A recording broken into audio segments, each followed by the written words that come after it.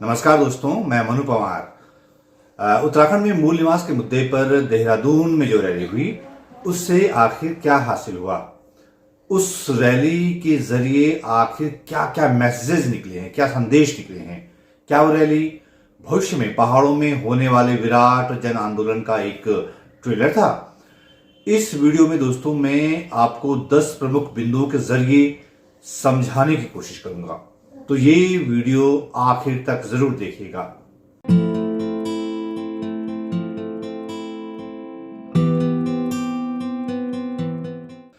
पहली बात तो ये पुष्ट हो गई है कि उत्तराखंड के पहाड़ों में निकट भविष्य में कोई बहुत बड़ा जन आंदोलन होना तय है। इसकी कितनी गुंजाइश है, उसकी झांकी रविवार 24 दिसंबर 2023 को देहरादून में मूल निवास रैली के दौरान दिख गई। दिल्ली देहरादून दिल्ली दिल्ली देहरादून दिल्ली देहरादून। 1990 के दशक में अलग राज्य के लिए जैसा विराट जन आंदोलन हुआ था, उसके बाद किसी बड़े मुद्दे पर वैसा आक्रोश नहीं दिखा। अंकिता भंडारी वाले प्रकरण में उसकी झलक जरूर दिखी थी, लेकिन मूल निवास के मुद्दे ने लोगों को बहुत गहरे टच किया है। दूसरी बात, पहाड़ों की गंभीर अनदेखी का मुद्दा पहाड़ के आम लोगों को बहुत झकझोर रहा है। उनकी समझ में आ चुका है कि देहरादून में बैठी राज्य की सरकार के लिए पहाड़ प्रायोरिटी नहीं है, यानी प्राथमिकता नहीं है। इसीलिए लोग सरकारों से भिड़ने के लिए तैयार हैं। आप इसे सिर्फ मूल निवास या भू कानून से मत जोड़िए, ये वो तमाम उपेक्षाओं से निकले वो जो दो सेंटिमेंटल मुद्दे हैं जो कि पहाड़ की उपेक्षाओं से निकले हैं। चौथी बात, स्थानीय रोजगार का सवाल भविष्य में उत्तराखंड में बहुत बड़ा होने वाला है, मैं ये आगाह कर रहा हूं। मूल निवास रैली में युवाओं की बड़ी तादाद में भागीदारी इस ओर इशारा भी कर रही है।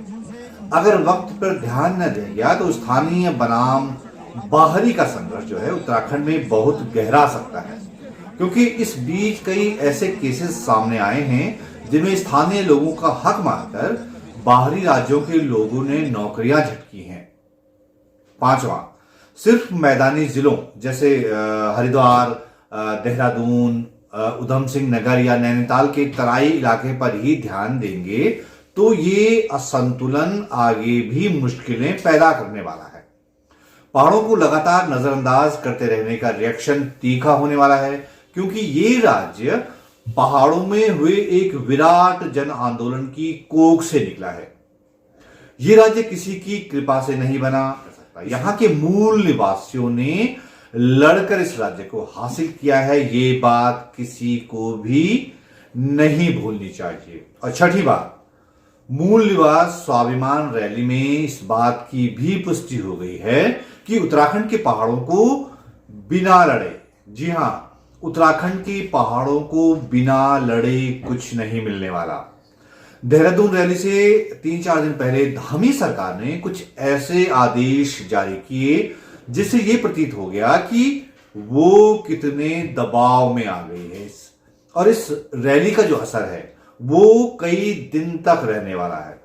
हालांकि ये इस पर भी डिपेंड करेगा कि जो आयोजक हैं इस रैली के, जो संगठन हैं, वो उस मोमेंटम को कहां तक बनाए रखते हैं। सातवीं बात, अगर मुद्दा बहुत जेन्युइन है तो लोग जो हैं वो पार्टी लाइन और विचारधारा को छोड़कर भी आने को तैयार है, जैसे उत्तराखंड के मूल निवास स्वाभिमान रैली के दौरान देखने को मिला।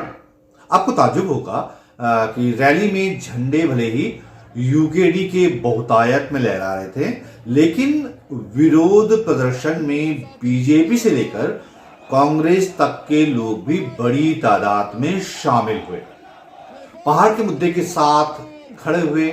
जबकि बीजेपी का तो उस दिन देहरादून में एक समानांतर कार्यक्रम भी चल रहा था जब रैली चल रही थी। और आठवीं बात, अगर लीडरशिप कायदे की हो, सही हो, समझदार हो, तो असल मुद्दों पर अगर वो टिकी रहे तो उत्तराखंड की अपनी क्षेत्रीय पार्टी उत्तराखंड क्रांति दल यानी यूकेडी में नई जान फूंकी जा सकती है। मूल निवास के मुद्दे पर यूकेडी के लिए वैसी ही सहानुभूति उमड़ती थी जैसे हमें 1994 के उत्तराखंड आंदोलन के दौरान दिखा करती थी। यूकेडी को भी इस पर ईमानदारी से मंथन करना चाहिए। 9वीं बात, इससे एक बात भी बहुत साफ हो गई कि पहाड़ के यूथ में लीडरशिप की क्वालिटी है। मूल निवास आंदोलन के पीछे वैसे कई युवा जुड़े हुए हैं पर्दे के पीछे से, लेकिन दो नाम बहुत चर्चा में रहे और वो हैं मोहित दिमरी और लुसुन टोडरिया। और भी कई युवा हैं। युवाओं की इन टोलियों ने ऐसा काम कर दिखाया जो कि उत्तराखंड में कई वर्षों से मुश्किल सा लगने लगा था, और वो था पहाड़ के सरोकारों के लिए बड़ा आंदोलन खड़ा करना। 10वीं और आखिरी सबसे अहम बात, किसी मुद्दे पर पहाड़ के लोगों को मोबिलाइज करने के लिए विश्वसनीय आवाजों, विश्वसनीय चेहरों की मौजूदगी से कितना फर्क पड़ जाता है, ये इस मूल निवास आंदोलन के दौरान भी दिखाई दिया।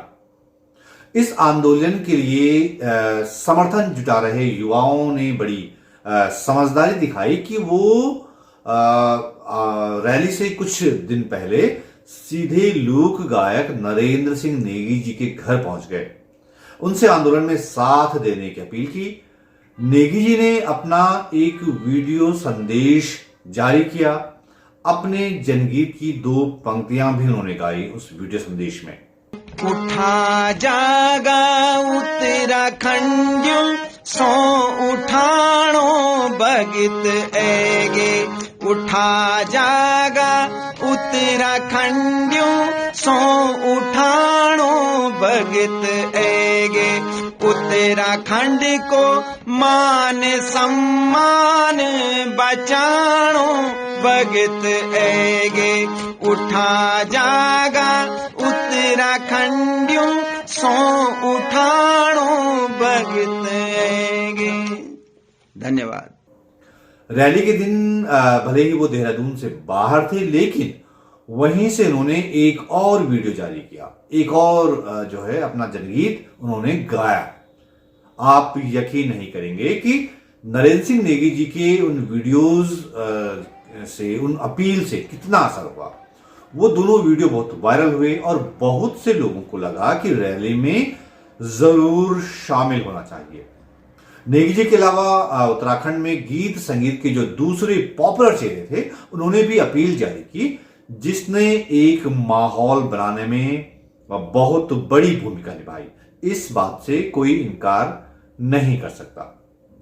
तो ये थे वो 10 बड़े ऑब्जर्वेशन जो कि उत्तराखंड मूल निवास स्वाभिमान रैली के दौरान मुझे त्वरित रूप से नजर आए।